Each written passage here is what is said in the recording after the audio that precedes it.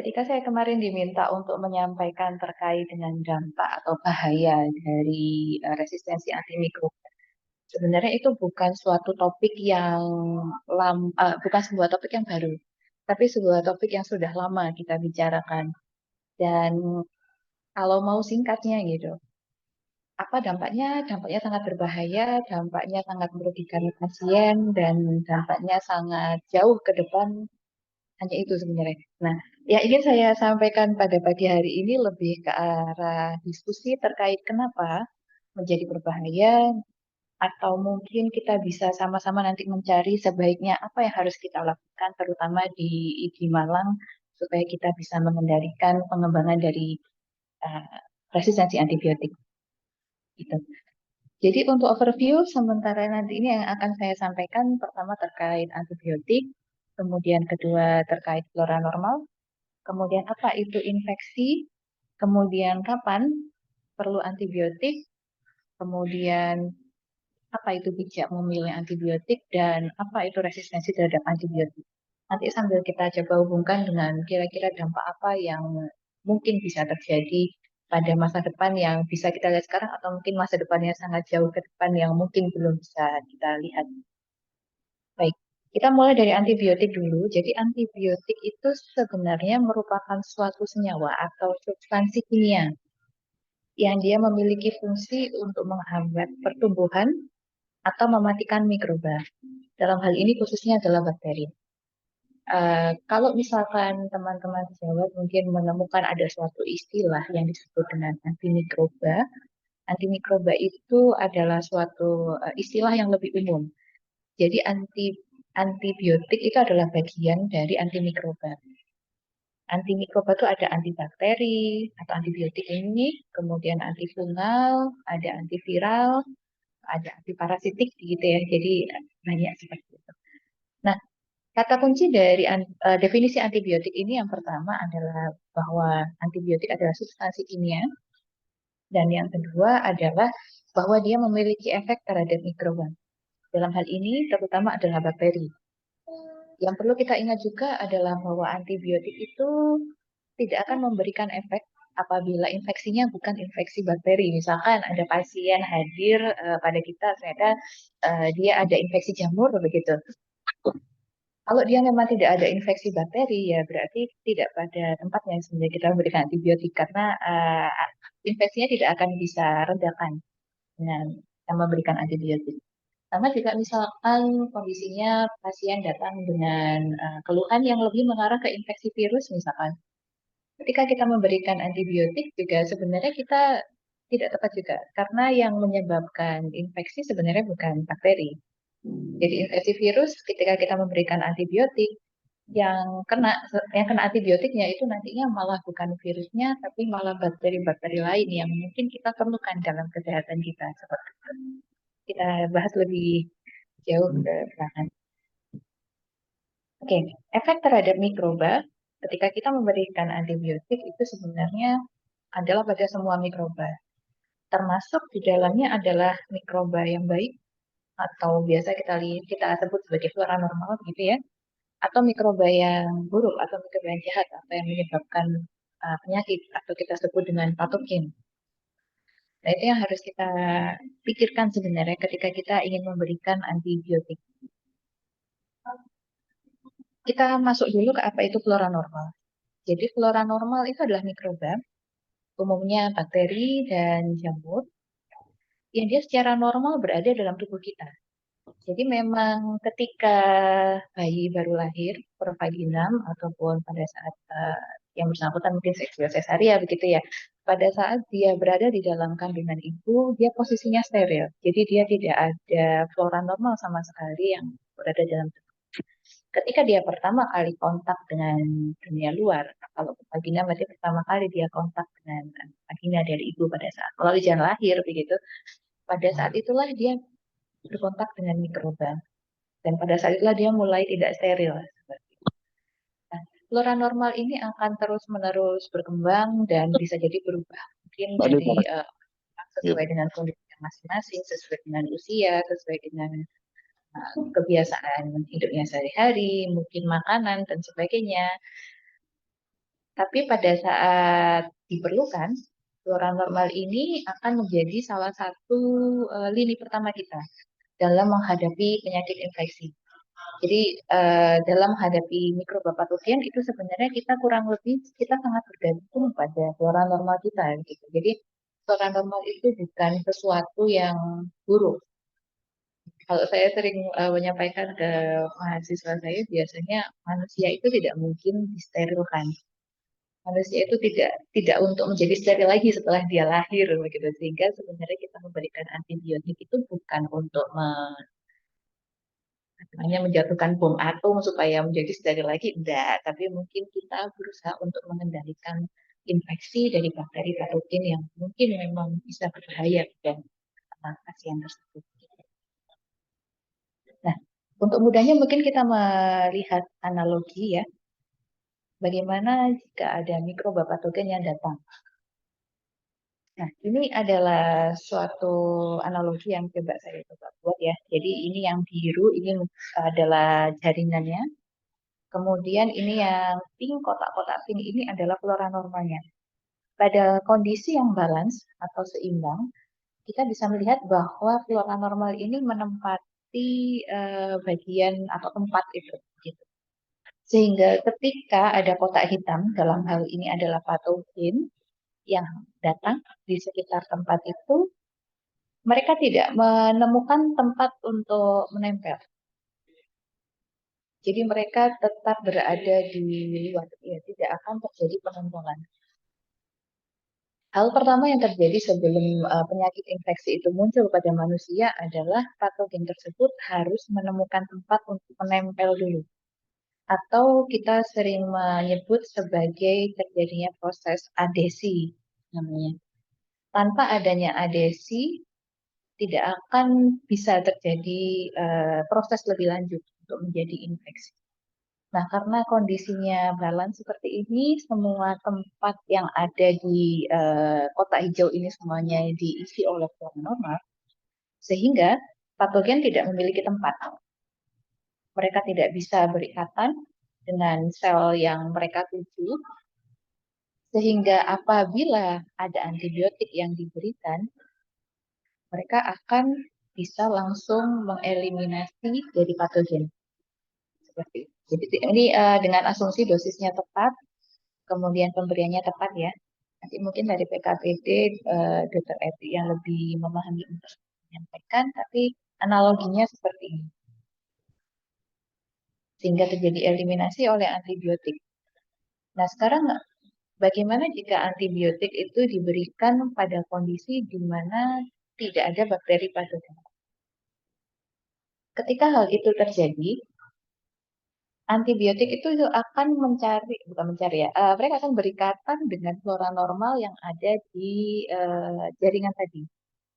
Flora normal ini kan tadinya kalau misalkan ada patogen mereka aman, jadi mereka tidak ada yang kena gitu ya. Tapi begitu tidak ada yang diikat oleh antibiotik tadi, ya mereka mencari flora normal tadi.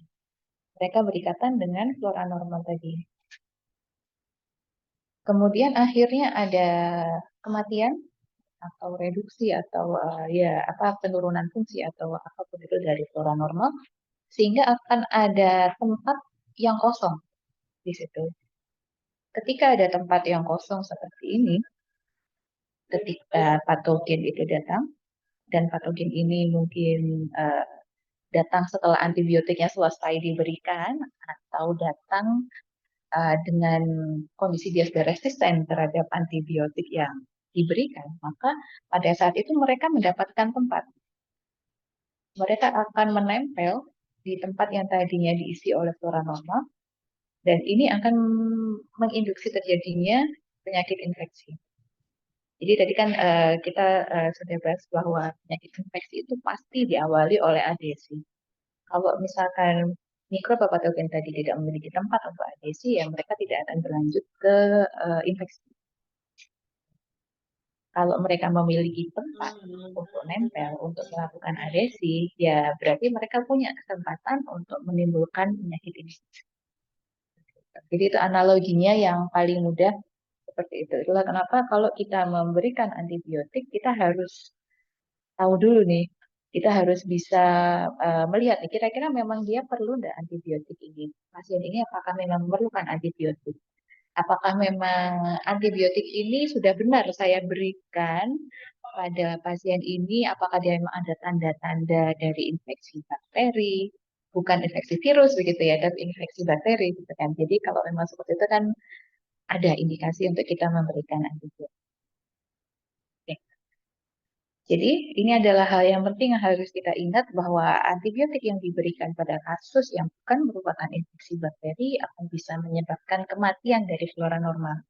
Sehingga kondisi ini akan memberikan kesempatan pada mikroba patogen yang tadinya tidak punya tempat untuk berikatan menjadi punya tempat untuk berikatan sehingga menginduksi terjadinya infeksi.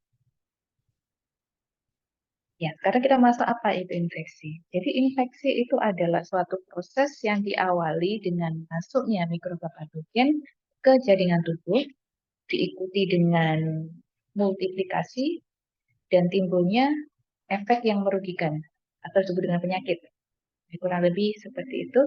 Dan sebelum infeksi ini terjadi, umumnya terjadi kolonisasi.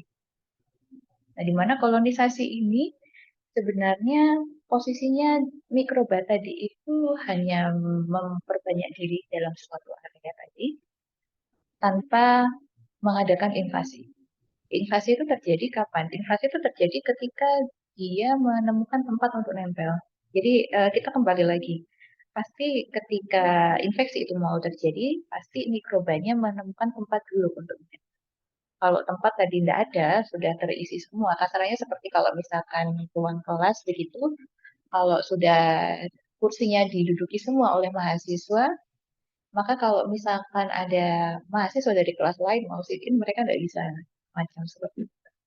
Tapi mungkin kolonisasi ini bisa dipengaruhi oleh hal-hal lain ya. Jadi misalkan kondisi lingkungan memang memungkinkan terjadi kolonisasi di situ dan sebagainya. Memang ada nutrisi di area situ sehingga dia bisa berkolonisasi. Tapi selama dia tidak nempel, tidak ada invasi, sejauh itu berarti belum kita sebut sebagai infeksi. Sehingga apakah kolonisasi ini perlu dieliminasi oleh antibiotik? Belum. Jadi kolonisasi itu kalau memungkinkan biasanya kita bersihkan dulu, kita hilangkan dulu sumber dari kolonisasi tadi. Misalkan kolonisasi tadi itu diinduksi dengan adanya device. Device misalkan seperti kateter misalkan seperti itu. Maka yang pertama kita lakukan adalah kita coba dulu untuk removal dari kateternya tadi. Kalau memang di removal sudah kolonisasinya hilang, ya berarti kita tidak perlu memberikan antibiotik. Oke. Kemudian kita lanjut ke kalau begitu indikasi kita memberikan antibiotik itu apa saja? Yang pertama adalah kalau kita menemukan kasus yang mengancam nyawa dengan tanda dan gejala yang mengarah ke infeksi bakterial atau presumptive bacterial infection.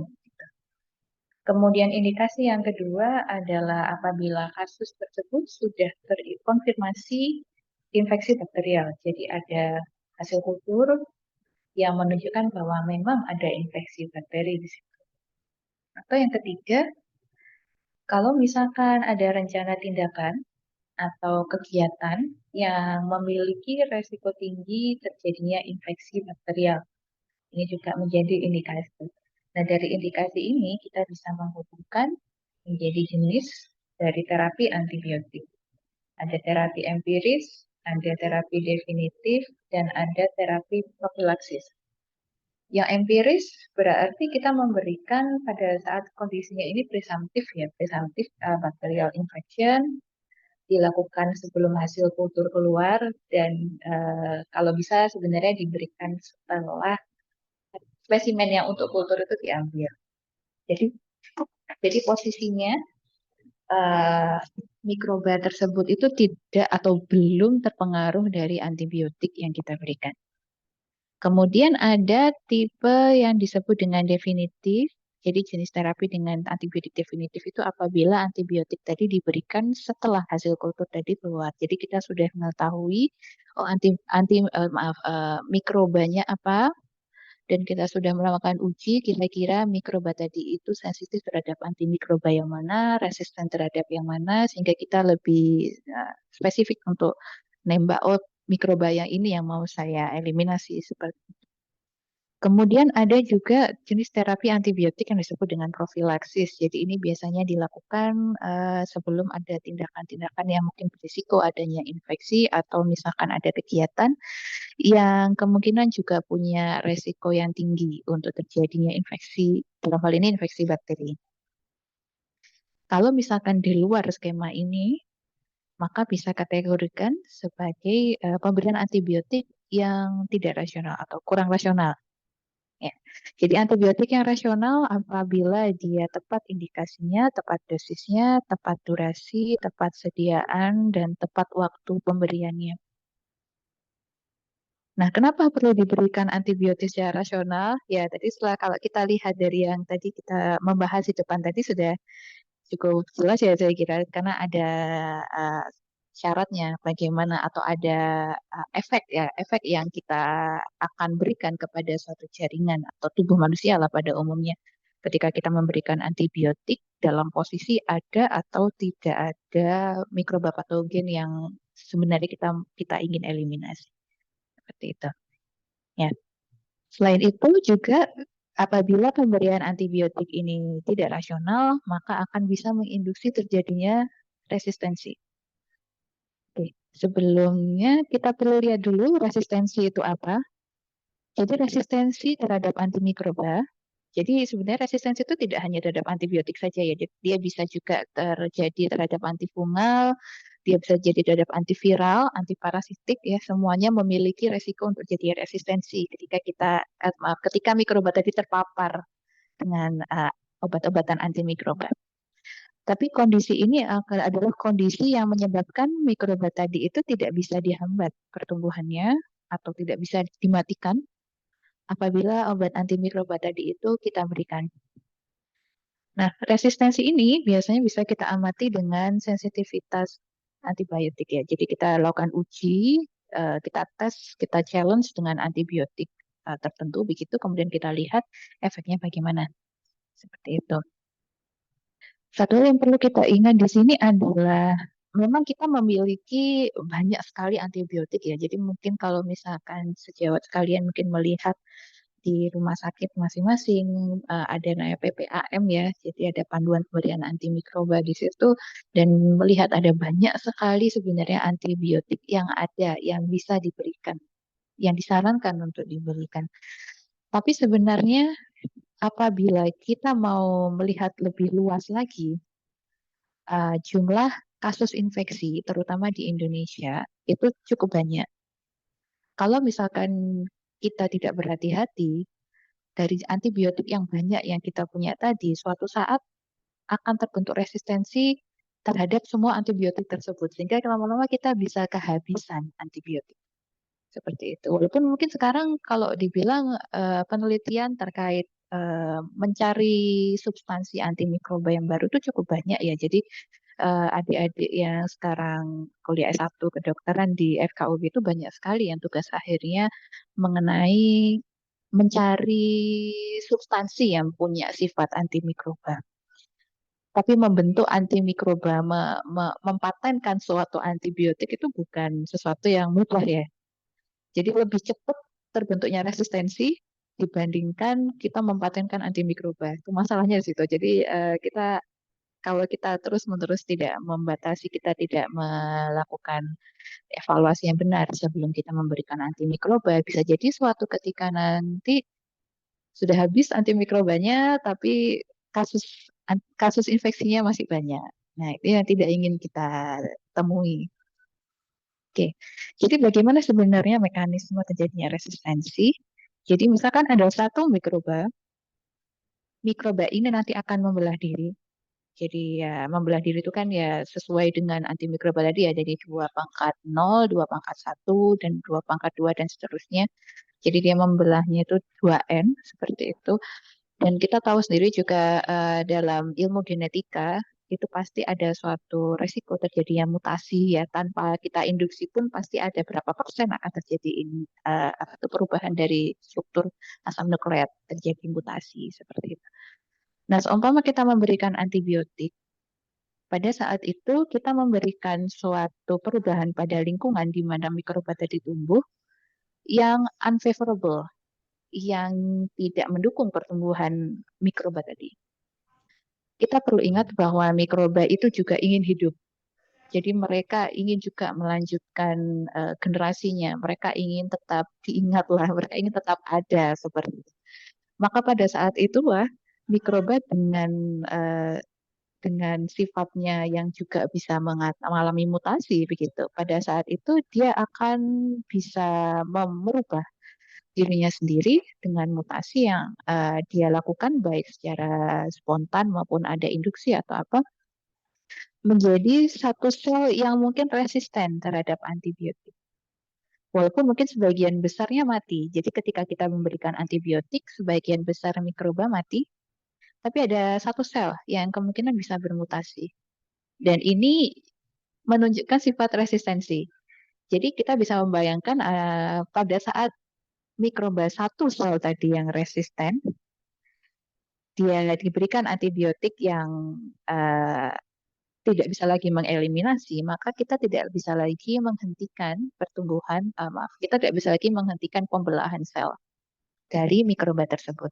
Sel-sel mutan itu akan bereplikasi dan risiko infeksi akan menjadi tetap tinggi karena kita tidak bisa melakukan eliminasi dengan baik.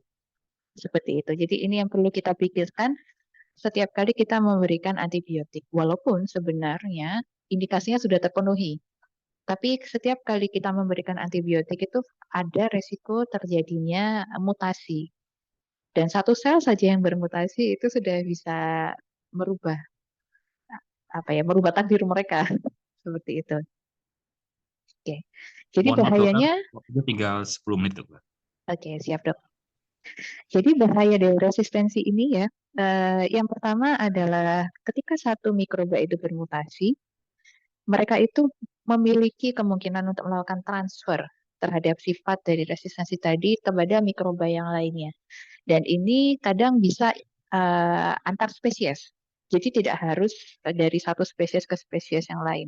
Misalkan ada bakteri Escherichia coli yang mengalami resistensi, dia bisa mentransfer resistensi apa itu namanya, sifat resistensi tersebut bisa dia transfer ke Klebsiella pneumoniae misalkan. Seperti itu bisa. Contohnya yang paling sering kita lihat misalkan seperti ESBL tuh ya. Makanya kan ESBL tuh paling banyak di Escherichia coli dan Klebsiella pneumoniae seperti itu. Kemudian bahaya yang kedua yang mayor juga adalah karena mikroba tersebut tidak bisa kita terapi dengan antibiotik yang sebelumnya, maka kita akan memerlukan antibiotik yang lain yang mungkin lebih toksik, yang mungkin lebih mahal, begitu ya, mungkin lebih sulit didapat dan sebagainya seperti itu. Dan kalau itu kita ulangi terus-menerus, maka lama-lama kita akan kehabisan pilihan antibiotik. Dan karena dia mengalami suatu kondisi di mana infeksi tidak bisa dikendalikan, maka otomatis morbiditas dan mortalitas akan naik. Gitu. Jadi nanti cost perawatannya juga akan naik dan sebagainya. Hal-hal yang mengikuti hal tersebut ya itu akan juga mengalami kenaikan. Jadi ini adalah data yang dikumpulkan oleh Oxford University pada tahun 2019. Kita bisa lihat ini yang merah, kuning dan merah ini ya 40-80% ya. Ini kita bisa lihat bahwa area sini ada banyak sekali yang merah. Jadi sebenarnya banyaknya antibiotik yang kita lihat dari buku-buku uh, ya buku-buku terkait antibiotik, PPAM dan sebagainya itu sebenarnya ya bisa kita sampaikan itu sebenarnya juga agak-agak uh, bukan misleading ya.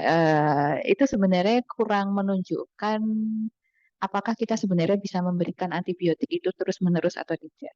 Makanya PPHM itu kan pada suatu rumah sakit setiap tahun biasanya akan selalu diupdate gitu ya. Karena mikroba itu kan semakin kita memberikan atau kita memapar mereka dengan antibiotik, kemungkinan mereka bermutasi semakin besar Dan kalau satu bermutasi, mereka bisa menularkan sifat tadi itu ke teman-teman yang lain, begitu ya. Jadi akan terus-menerus ada perubahan seperti itu. Jadi diperkirakan pada tahun 2050, kematian karena AMR, antimicrobial resistance ya, atau resistensi terhadap antimikroba itu sudah mencapai angka yang jauh lebih besar dibandingkan cancer. Tahun 2019 segini ya, kematian karena cancer. 2050 diperkirakan ini sudah jauh lebih tinggi. Dan itu yang tidak ingin kita lihat ya. Jadi itu yang kita coba untuk kendalikan mulai dari sekarang. Kemudian dari veteriner bagaimana? Jadi mungkin dari teman-teman sejawat ada yang menyampaikan, tapi kan antibiotik juga dipakai juga oleh teman-teman kita di veteriner ya. Memang iya. Dan sebenarnya mereka juga sudah mulai melakukan banyak hal ya untuk membatasi penggunaan di veteriner itu. Karena sebenarnya ketika hewan-hewan itu mendapatkan antibiotik, pada saat itu kan mereka juga ada uh, apa ya, bahan antimikroba yang mereka konsumsi juga ada yang tersimpan ya dalam badan mereka. Dan kalau misalkan situ ada mikrobanya, itu akan terbawa ke orang yang mengkonsumsi bahan hewani tersebut. Jadi itu akan berputar terus-menerus seperti itu. Jadi sebenarnya dari berbagai pihak saat ini kita sudah sama-sama memahami bahwa AMR itu bahayanya sangat besar. Ya kita melakukan peran kita masing-masing dari teman-teman veteriner mereka melakukan perannya juga di sana, kita juga di sini sebagai dokter. Ya, jadi ketika nanti kita fail ya, kita gagal untuk mengendalikan perkembangan dari antibiotik resisten tadi, suatu ketika kita akan sampai pada waktu yang kita sebut dengan antibiotik apokalips. Jadi pada saat itu tidak ada lagi antibiotik yang bisa kita gunakan untuk mengobati infeksi. Jadi ketika misalkan orang itu terluka karena kertas paper cut begitu ya, kemudian terinfeksi oleh mikroba yang mungkin ada di meja, yang aslinya mungkin mikroba itu saat ini tidak berbahaya, tapi pada 2050 mungkin akan menjadi berbahaya karena ya itu tadi ketika terjadi infeksi kita tidak akan bisa memberikan antibiotik apapun di situ. Mohon Itu maaf yang dokter, menjadi waktunya tinggal 3 menit. siap dok. Itu antibiotik apokalips. Sehingga take home message yang bisa kita ambil dari kondisi yang kita lihat saat ini di lapangan adalah bahwa antibiotik itu bukan obat yang bisa diberikan tanpa indikasi yang sesuai, yang pertama. Kemudian pemberian antibiotik yang rasional akan memastikan bahwa generasi yang akan datang ya, mungkin anak-anak kita, cucu kita, mereka akan tetap memiliki amunisi yang cukup untuk mempertahankan diri ketika diinfeksi bakteri. Nah, ini kita bisa perluas ke infeksi jamur dan infeksi virus juga ya, karena tadi kita sampaikan di depan bahwa resistensi tidak hanya pada bakteri, tapi juga pada jamur dan juga pada virus bisa terjadi. Jadi, let's think far into the future. Baik, saya kira itu dari saya. Terima kasih atas perhatiannya, Dok. Saya kembalikan kepada Dr. Sukinto. Assalamualaikum warahmatullahi wabarakatuh. Waalaikumsalam. Terima kasih Dokter Siwi Pedi atas penjelasannya ya, pemaparan yang luar biasa ya. Baiklah, kita lanjut langsung ke pembicara yang kedua. Pembicara yang kedua adalah Dr. Eti Fitria Ruriatma, spesialis mikrobiologi klinik konsultan. Beliau pendidikan S1 kedokteran umum di FK UNER, kemudian spesialis mikrobiologi klinik di FK UNER. Sekarang beliau adalah konsultan mikologi klinik. Beliau bekerja di RSUD Ngidi Waluyo-Wingi, Blitar, sebagai Kepala Instalasi Mikrobiologi Klinik, Ketua Komite PPI, Wakil Ketua PRA. Dan beliau juga bekerja di Rumah Sakit Wafa Husada Kepanjen sebagai Kepala Instalasi Mikrobiologi Klinik dan Ketua Komite PPRA. Beliau juga bekerja di Rumah Sakit Lafayette Malang sebagai Ketua Komite PPI dan klinisi di situ. Beliau juga sebagai staf pengajar, dosen sebagai di FKUB, kemudian sebagai pembimbing PPDS di Mikrobiologi Klinik FKUB. Dan yang terakhir, beliau adalah Ketua PAMKI Cabang Malang periode 2022 sampai 2025. Baiklah, mari kita mendengarkan pemaparan dari beliau dengan topik memahami farmakokinetik dan farmakodinamik antibiotik untuk optimalisasi terapi infeksi. Waktu dan tempat saya persilakan, waktunya 30 menit, dokter, silakan. Ya, terima kasih Dr. Suginto. Izin saya share screen.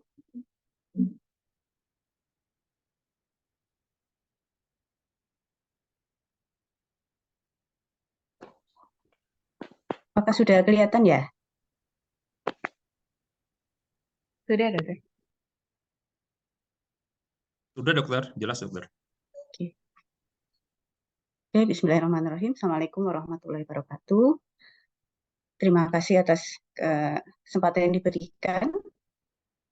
Pada pagi hari ini, sesi materi saya adalah bagaimana memahami farmakokinetik dan farmakodinamik antibiotika untuk optimalisasi terapi infeksi.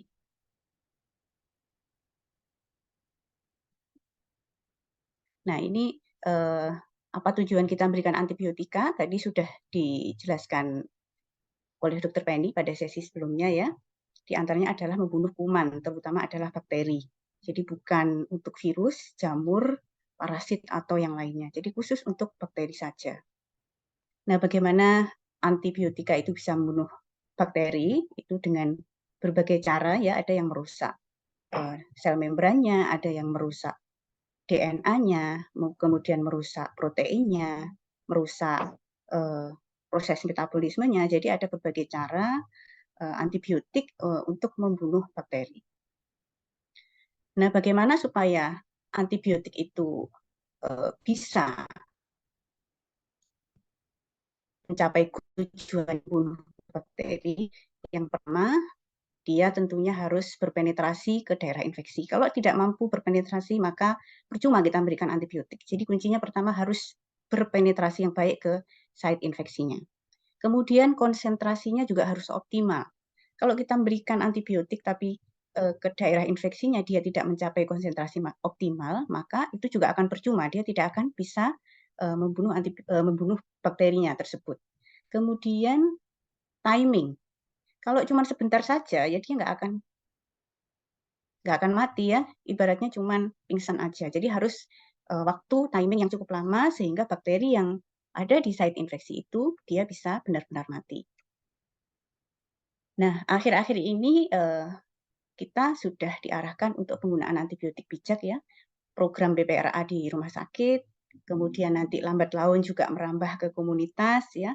Diharapkan antibiotik itu digunakan dengan bijak. Nah, bagaimana penggunaan antibiotik yang bijak? Yang pertama, penggunaan antibiotik itu sebaiknya dengan spektrum yang sempit dulu ya. Jadi bukan narrow. Kalau narrow kan dia luas ya.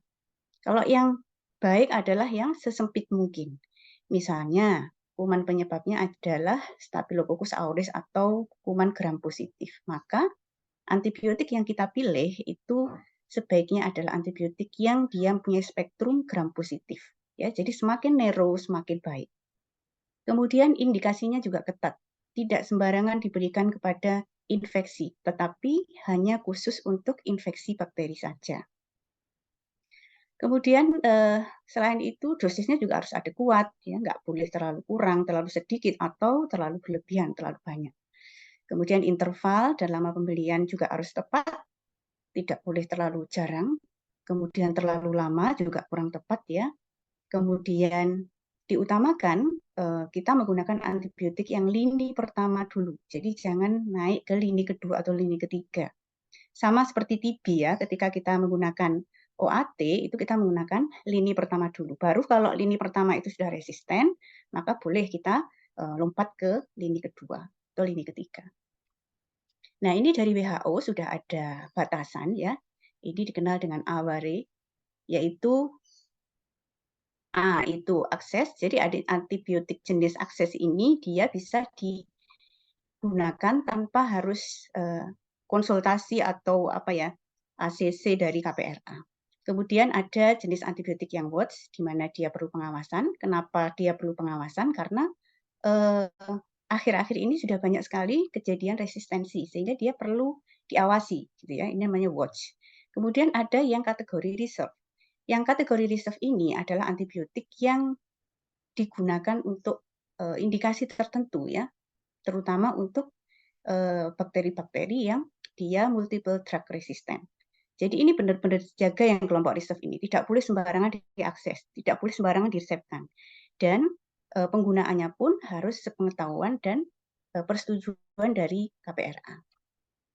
Nah, ini contoh-contohnya ya dari WHO sendiri yang kategori akses ini termasuk amoksisilin, ampicillin, eritromisin, kemudian clindamycin, fluoxacillin, chlorampenicol, metro, kemudian cefazolin, cipro oral, ya ini nanti bisa dibaca sendiri. Kemudian yang kategori watch, yang watch itu berarti dia pengawasan ya, contohnya amikacin, azitromisin, fosfomisin, clarito, levo, moxi, ofloxacin, cefixin, cefoperazone sulbactam dan lain sebagainya.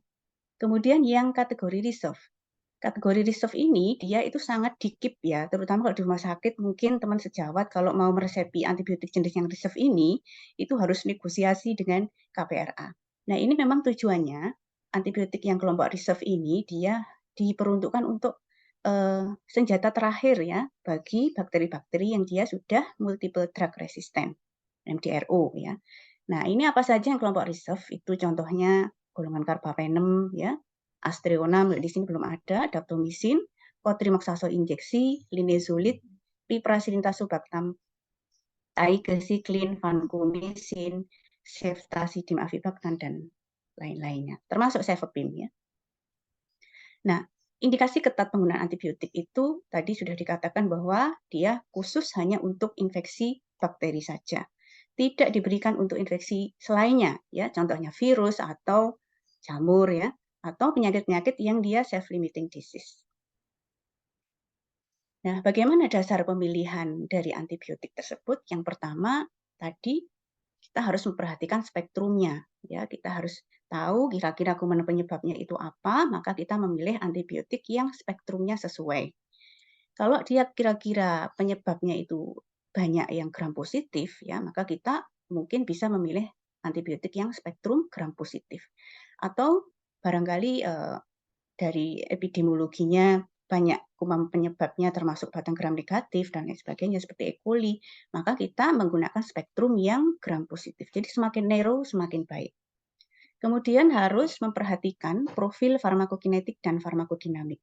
Bagaimana kemampuan antibiotik itu penetrasi ke jaringan, lipid solubility-nya bagaimana, kemudian kondisi jaringannya bagaimana, apakah suplai aliran darahnya itu baik ya, apakah ada inflamasi di situ, kemudian juga ukuran molekulnya. Selanjutnya kita juga harus mempertimbangkan risiko resistensi antibiotika. Nah, ini yang lagi menjadi tren permasalahan tidak hanya Indonesia tetapi juga dunia ya. Nah, untuk ini maka kita harus memilih benar-benar antibiotika yang kira-kira tidak berpotensi resisten lebih jauh ya. Kita harus mempertimbangkan mana antibiotik yang dia mempunyai natural resisten, mana yang dia acquired resisten, dan ini harus kita pertimbangkan. Contohnya fluoroquinolon ya kayak ciprofloxacin, levofloxacin. Kalau cipronya itu resisten, ketika kita menggunakan levofloxacin, maka dalam waktu singkat dia akan cepat sekali berubah menjadi resisten. Dan ini namanya cross resistant ya. Nah, ini kalau seperti itu kita lebih baik jangan memilih fluoroquinolon, pilihlah jenis antibiotika yang lain. Kemudian dasar yang lainnya adalah cost efektif ya. Era BPJS ini tentunya kita semakin hemat semakin baik ya. Jadi kita juga harus mempertimbangkan harga atau cost dari antibiotik itu jangan yang terlalu mahal. Kalau ada yang murah kenapa tidak ya. Kemudian secepat mungkin switch dari IV ke oral kalau pasiennya sudah memungkinkan. Ini sudah menghemat cost, menghemat risiko infeksi. Jadi ini kalau IV diberikan IV, kemudian pasiennya sudah baik, sudah tidak panas, tidak muntah, maka segera di-change ke oral. Kemudian kita harus mempertimbangkan safety-nya, keamanannya, ya, bagaimana fungsi organnya, kemudian efek samping, toksisitas, dan lain sebagainya. Nah, ini ada beberapa catatan bahwa kondisi infeksi akut itu menyebabkan antibiotik itu penetrasinya lebih cepat daripada infeksi kronik. Dan ini harus kita lihat. Jadi kalau pasien kita itu infeksinya akut, maka kita beri antibiotik, dia akan lebih cepat nyampe ke site infeksinya. Tetapi kalau infeksinya kronis itu agak lebih lambat daripada kondisi infeksi akut. Kemudian kita harus melihat patogen penyebab bakterinya itu apa. Dia masuk intraseluler atau ekstraseluler. Kalau intraseluler, kita harus memilih jenis antibiotika yang high lipid solubility dan small molecule. Jadi dia masuk ke intraselnya itu lebih mudah. Kalau kita berikan antibiotik yang lipid solubility-nya itu rendah, molekulnya besar, maka dia akan susah, nggak bisa masuk ke intraseluler, sehingga bakterinya nggak akan mati. Kemudian selain itu, antibiotik yang kita berikan harus bisa mencapai site infeksinya. Kecuali pada kondisi seperti ini ya, ada gangguan suplai darah ya, seperti pada diabetes itu ya, diabetic foot itu biasanya ada gangguan suplai darah di situ. Kemudian pada abses itu karena dia dihalangi oleh kantong yang tebal sehingga antibiotik nggak bisa masuk ke dalamnya, maka untuk kasus seperti ini harus dilakukan insisi atau drainase. Jadi ketika kita memberikan antibiotik sekarung, ya kalau nggak diinsisi ya dia nggak akan bisa nyampe ke daerah absesnya itu. Kemudian catatan yang lain adalah bahwa antibiotika tidak dapat digunakan untuk terapi foreign implanted device associated infection. Ya, contohnya infeksi karena penggunaan kateter, drain, kemudian CVC, prosthetic joint, shunt, biofilm kateter, maka itu tidak bisa diterapi dengan antibiotik. Karena antibiotik tidak nyampe ke situ. Ya, antibiotik nggak nyampe ke situ, jadi percuma. Satu-satunya jalan harus di-remove. Jadi device tadi yang menjadi sumber infeksi harus di-remove atau diganti. Nah, ini antibiotik ada dua jenis, yaitu ada yang hidrofilik dan ada yang lipofilik. Nah, masing-masing kita menjadikan pertimbangan kapan kita memilih hidrofilik dan kapan kita memilih yang lipofilik. Kalau dari contohnya, yang hidrofilik itu ada yang kelompok beta-laktam, aminoglikosida, glikopeptide, polistin, ya. Kemudian yang lipofilik ini fluoroquinolone, macrolide, lincosamid, tigecycline, dan linezolid. Nah, bedanya yang hidrofilik dan lipofilik ini, kalau yang hidrofilik itu namanya tadi hidro ya. Jadi hidro itu dia berikatan dengan air. Ya, jadi cocoknya jenis antibiotik yang hidrofilik ini cocok dia untuk yang systemic infection. Kemudian yang lipofilik karena dia berikatan dengan lemak itu lebih bagus daripada hidrofilik, maka dia biasanya banyak digunakan untuk kasus-kasus yang tissue infection atau jaringan. Nah, biasanya yang hidrofilik ini dia mempunyai kemampuan yang rendah ke intraseluler. Sebaliknya, yang lipofilik ini dia mempunyai kemampuan yang baik untuk masuk ke intraseluler. Jadi kita pertimbangkan ya, apakah dia masuk hidrofilik atau lipofilik sesuai dengan kondisi klinis pasien. Ini contoh-contohnya ya, yang hidrofilik apa, yang lipofilik apa, nanti bisa dibaca, ini banyak sekali. Nanti materinya bisa saya share ke panitia, bisa diminta. Nah, durasi terapi, bagaimana durasi terapi? Normal pada kondisi host yang dia tidak ada kelainan sistem imun 1-2 minggu. Kemudian kalau dia infeksinya ringan, dia tidak terlalu lama, biasanya 3-5 hari ya, kalau sedang sampai berat 1 minggu, 2 minggu, kalau berat kita lihat kondisi klinisnya.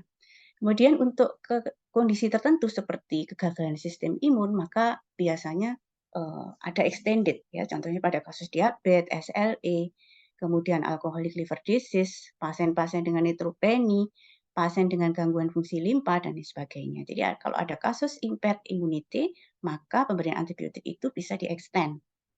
Kemudian untuk infeksi kronik itu biasanya membutuhkan waktu lebih dari 2 minggu. Contohnya endokarditis, osteomyelitis, pyelonefritis, kemudian pada infeksi fungal ya, kemudian infeksi bakteri intraseluler seperti TB, salmonella, lepra, maka infeksi-infeksi kronik ini dia membutuhkan terapi yang lebih dari 2 minggu, yang agak lama. Kemudian untuk kasus-kasus yang selain kronik sebaiknya tidak diberikan lebih dari 2 minggu ya. Jadi kita lihat kondisi klinis, kalau sudah oke ya sudah di stop. Karena semakin lama semakin diberikan, risiko resistensi juga semakin meningkat dan merusak flora normal tubuh kita dan secara tidak langsung pengaruhi imunitas kita juga gitu. Jadi sebaiknya tidak diberikan lebih dari 2 minggu tergantung kondisi klinis.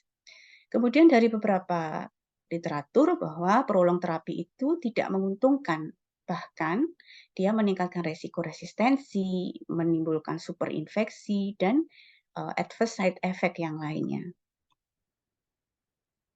Nah, pemberian terapi antibiotik ini ada dua istilahnya ya, ada terapi empirik dan ada yang terapi definitif. Kalau terapi empirik itu ketika kita menghadapi pasien infeksi yang kita tidak tahu jenis bakterinya apa.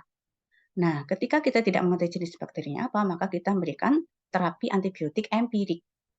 Nah, biasanya kita berpertimbangan atau mempertimbangkan sindroma klinis ya. Dan kita milih apa? Ya tergantung guideline ya, guideline di tempat kita apa, di kolegium kita apa. Jadi yang paling bagus adalah local guidance ya, local guideline lokal. Kalau misalnya di RSSA dari rumah sakit kita punya peta kuman yang bagus, maka kita menggunakan itu sebagai guideline terapi empirik. Kalau nggak ada, kita bisa mengikuti guideline regional ya atau guideline nasional. Baru kalau tidak ada, kita ikut guideline internasional. Nah, tadi pertimbangkan data epidemiologi lokal, kondisi klinis pasien, ketersediaan antibiotik ya, ini penting karena kadang-kadang kalau internasional guideline kita nggak punya antibiotiknya ya. Kemudian tercover BPJS atau enggak, saya kira ini juga penting di era inasi biji sekarang ini. Kemudian kemampuan antibiotik untuk menembus jaringan, ya, termasuk mempertimbangkan PKPD-nya. Dan untuk infeksi berat yang diduga disebabkan oleh polimikroba dapat digunakan antibiotik kombinasi. Nah, rute pemberian ini bisa oral, bisa IV, ya. Yang paling bagus itu sebenarnya oral dulu kalau bisa, ya. Tetapi pada kondisi tertentu, infeksi sedang sampai berat, di mana dia tidak mungkin atau oral, maka boleh diberikan intravena. Kemudian lama antibiotik empirik itu bisa 48-72 jam. Selanjutnya harus dilakukan evaluasi berdasarkan data mikrobiologi dan dilakukan deeskalasi menuju terapi definitif. Ya. Nah, ini terapi definitif ini melanjutkan terapi empirik tadi, di mana terapi definitif ini kita berdasar pada jenis bakteri penyebab. Jadi sudah ada hasil kultur. Nah, kalau sudah ada hasil kultur, maka ya kita menyesuaikan uji sensitivitas antibiotik apa yang paling sensitif. Untuk rute pemberian sama, kalau mungkin oral-oral, kalau tidak ya IV, terutama untuk infeksi yang sedang sampai berat. Kemudian jika pasien memungkinkan membaik kondisinya, ya, dia sudah tidak muntah, kondisinya tidak demam, sudah ada perbaikan, maka segera di-switch ke oral. Kalau lama pemberiannya berdasarkan efikasi klinis ya, ada panduan masing-masing guideline, kemudian harus dilakukan evaluasi berdasarkan data mikrobiologi dan klinis pasiennya. Nah, kapan kita boleh menggunakan kombinasi? Ya, jadi masih banyak kita yang kadang berpikir kombinasi itu lebih baik daripada monoterapi atau sebaliknya ya. Jadi kapan kita menggunakan kombinasi pada infeksi spesifik. Jadi kita memanfaatkan efek sinergis dari dua antibiotika tersebut. Jadi jangan sampai kita memilih antibiotik kombinasi tetapi nggak ada efek sinergi, ya efek antagonis misalnya, maka kita sebaiknya memilih regimen yang dia mempunyai efek sinergi. Nah, kapan biasanya terapi ini dipakai? Untuk kasus-kasus bakteri resisten yang MDRO atau yang PAN resisten, ini bisa kita menggunakan antibiotik kombinasi. Yang PAN resisten itu berarti dia sudah tidak ada satupun yang sensitif. Kemudian infeksi polibakteri. Jadi ada mix infeksi di situ, ada Staphylococcus aureus, ada Pseudomonas aeruginosa, ada gram positif, ada gram negatif, maka kita perlu kombinasi untuk mentreatment infeksi tersebut. Contoh pada kasus abses intraabdominal, biasanya kan di situ ada karena GI tract itu banyak sekali mikroba di sana, maka kemungkinan kalau terjadi peritonitis atau infeksi di intraabdominal itu bakterinya juga bermacam-macam ya. Kemudian infeksi hepatik, infeksi CNS, saluran genital, biasanya infeksi tersebut itu kombinasi antara aerob dan anaerob. Kemudian terapi kombinasi itu bisa juga dipakai sebagai terapi empirik pada infeksi yang berat ya. Jadi infeksi yang sudah severe, shock septic dan risiko MDRO-nya tinggi. Nah, ini beberapa kesalahan terapi antibiotika. Tidak tepat indikasi, dia merupakan viral disease, misalnya dengue dikasih antibiotik, nah ini tidak tepat indikasi. Kemudian kolonisasi. Nah, tadi Dr. Sivi sudah menjelaskan ya bahwa apa itu kolonisasi infeksi. Jadi kalau kolonisasi itu bakterinya ada, tetapi dia hanya nempel doang, tidak menimbulkan infeksi. Nah, ini tidak tepat. Jadi kalau ada bakteri yang dia kolonisasi saja, maka tidak perlu diberikan antibiotika. Solusinya adalah dekolonisasi ya. Jadi dibersihkan sumber-sumber infeksinya atau sumber-sumber kolonisasinya itu. Kemudian kombinasi yang tidak tepat yang tadi efek antagonis, dosis durasi yang kurang tepat, kurangnya pertimbangan potensi resistensi, penetrasi ke jaringan kurang, interaksi obat dengan obat lain, dan efek samping yang mungkin pada pasien-pasien terutama yang alergi. Nah, sekarang kita bahas PKPD ya. PKPD itu adalah ini Mohon ya maaf dokter, proses. waktunya tinggal 10 menit dokter. Ya, jadi ada proses farmakokinetik dan farmakodinamik, di mana farmakokinetik itu kita mempelajari absorpsinya, bagaimana dia bersirkulasi di sistemik, distribusinya di jaringan, kemudian eliminasinya di organ, kemudian kalau farmakodinamik kita mempelajari efek obat tersebut pada sel target, kemudian respon klinis, efikasinya bagaimana, dan toksisitinya bagaimana. Kita belajar dari absorpsi dulu. Jadi absorpsi ini adalah bagaimana obat itu diserap dengan baik dan dia bisa mencapai sirkulasi sistemik. Nah, absorpsi ini istilahnya adalah bioavailabilitas obat ya, di mana pada obat-obatan tertentu dia bioavailabilitasnya antara oral dengan infus itu sama. Contohnya ini, fluoroquinolone, metronidazole, tetra, minocycline, doxylinezolid, Kotrim ya. Ini bioavailabilitas antara oral dan infus itu sama.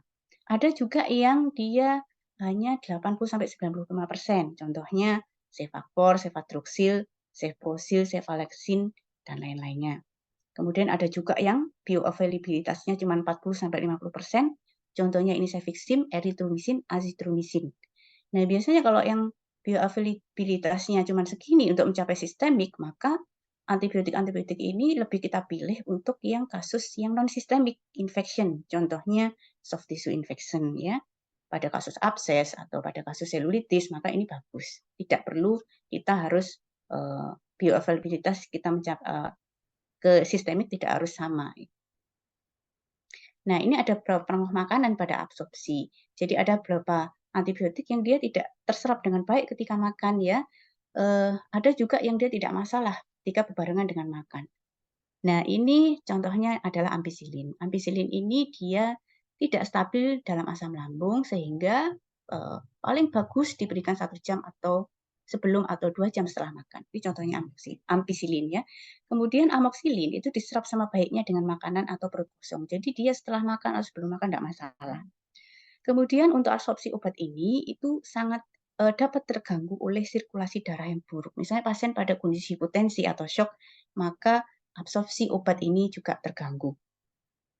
Kemudian absorpsi ini juga terganggu atau berubah pada kondisi-kondisi ileus, colitis, iskemi usus ya, atau perubahan pH lambung. Jadi kalau ada kondisi ini, maka kita harus pertimbangkan bahwa absorpsi dari antibiotik yang kita berikan akan terjadi perubahan. Ini contoh-contoh ya obat antibiotik dan pengaruhnya terhadap obat, nanti bisa dibaca banyak sekali. Nah, ini distribusi.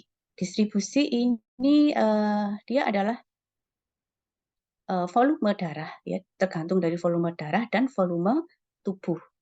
Nah, volume distribusi ini juga ditentukan oleh obat yang terikat dalam darah atau serum. Jadi kita kembali lagi ke tadi, apakah dia punya karakter hidrofilik atau lipofilik. Kalau dia karakternya hidrofilik dan kita berikan untuk systemic infection, maka dia volume distribusinya bagus ya, atau bisa tercapai ke sistemik dengan optimal.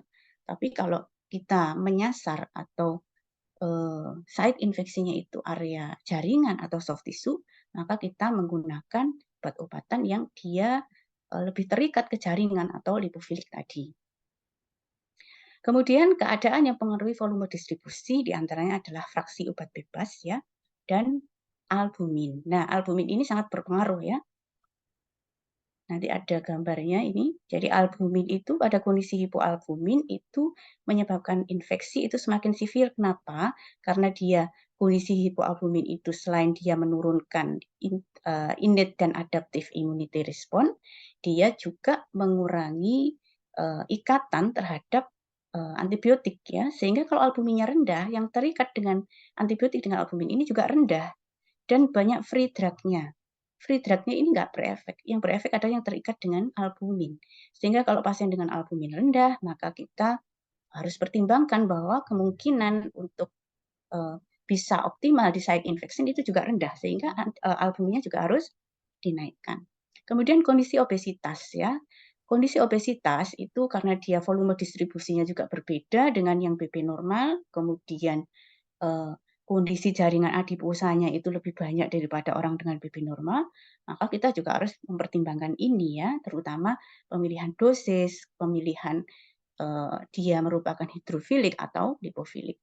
Kemudian pada pasien-pasien dengan volume total cairan tubuh yang tinggi, misalnya pada kasus sirosis atau gagal jantung kongestif, atau pasien dengan kondisi hamil, maka diperlukan volume distribusi obat yang lebih dari orang normal. Ya, sehingga kalau kita memberikan dosis normal, maka kemungkinan kadar obat yang tercapai di plasma akan rendah. Mohon maaf dokter, waktunya tinggal 5 menit dokter. Ya.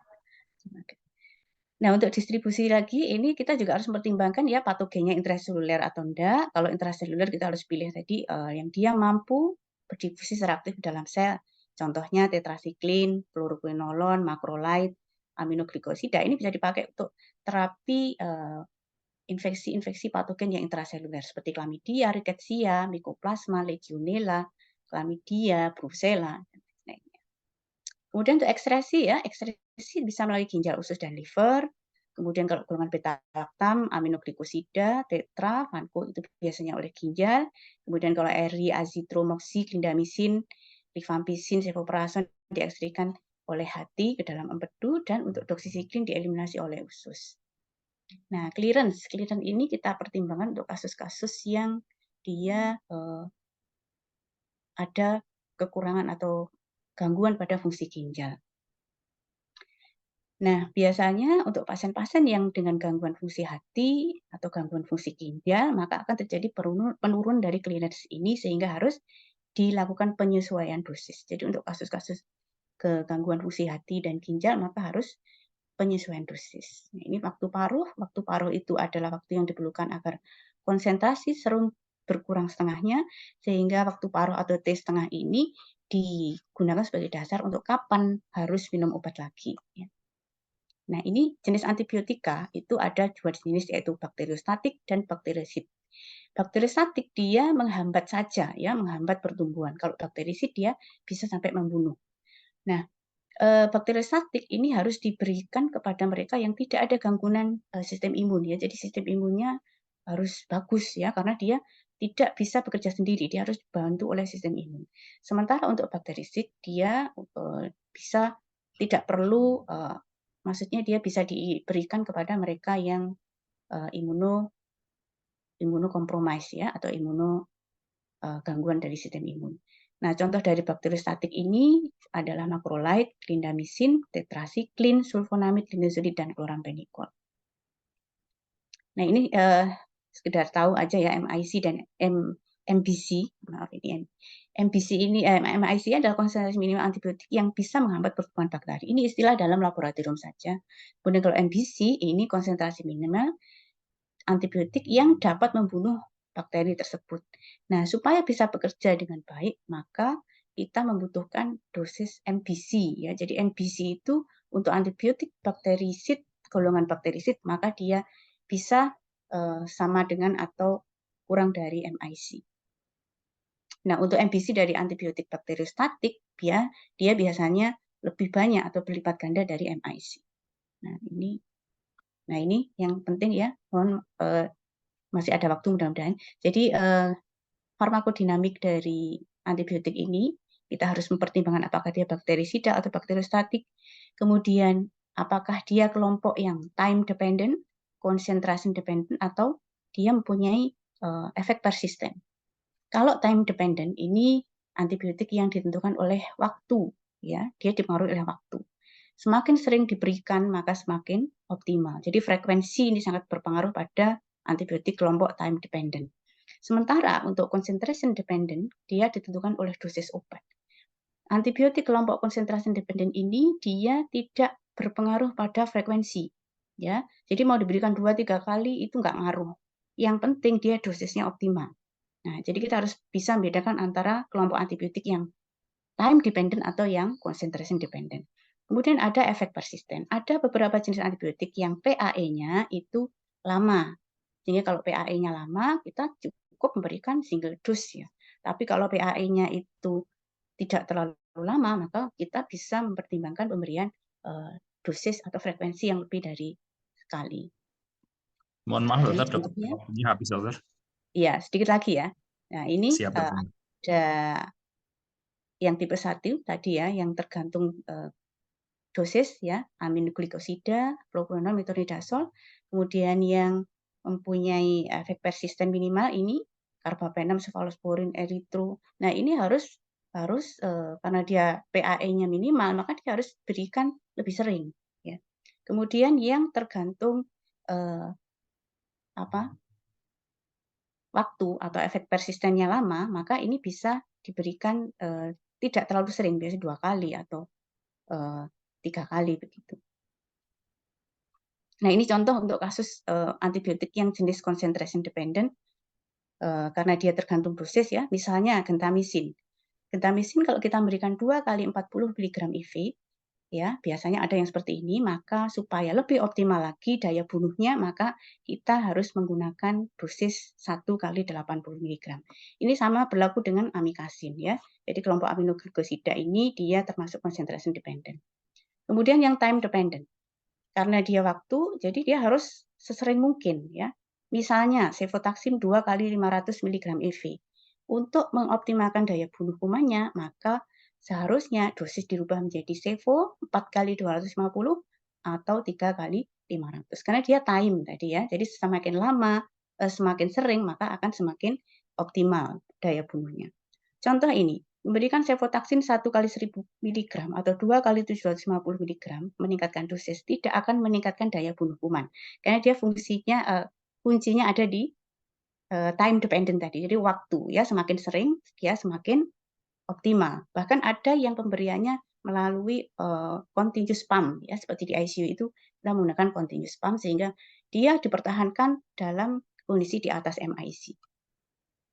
Nah, ini kapan merubah intravena ke oral?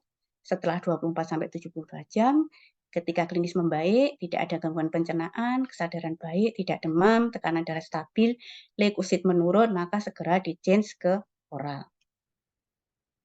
Kemudian untuk gangguan fungsi hati, maka dosisnya bisa diturunkan 50% ya, dan kita memilih regimen yang dia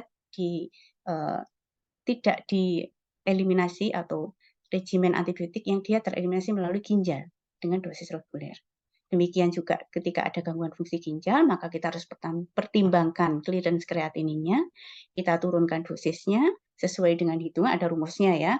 Dan sebagai alternatif kita memilih antibiotik yang eliminasi utamanya melalui hati dengan dosis reguler.